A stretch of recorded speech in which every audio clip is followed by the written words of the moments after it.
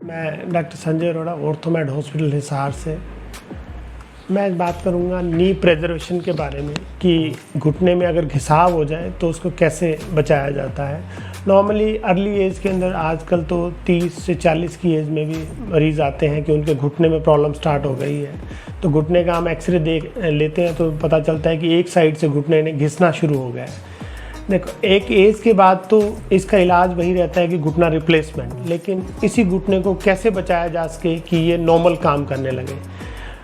Normally क्या होता है कि जैसे घुटना अंदर की तरफ से घिसता है, देखें हम एक्सरे में देखेंगे जैसे इन फीमेल के लेफ़्ट साइड का घुटना ठीक है, लेकिन राइट साइड का घुटना अगर देखें तो अंदर वाली साइड से ये थोड़ा सा घिसना शुरू हो गया और घुटने के अंदर जो गैप होता है वो कम हो गया है। तो जैसे गाड़ी का टायर है वो अगर एक साइड से घिस गया तो उसमें जो घिसने का प्रोसेस है वो बड़ा फास्ट हो जाता है। अगर जहाँ से वो ऑलरेडी कटा हुआ है वहीं से कटना शुरू हो जाता है।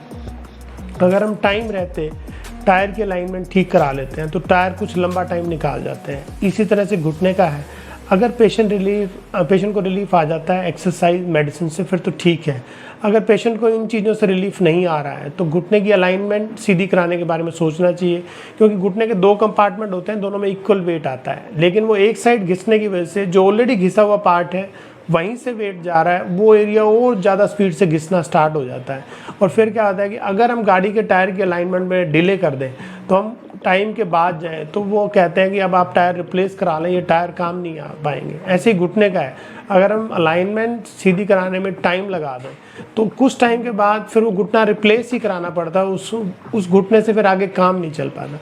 टाइम रहते अगर हम अलाइनमेंट सर्जरी कराएं तो इसके अच्छे रिजल्ट्स हैं।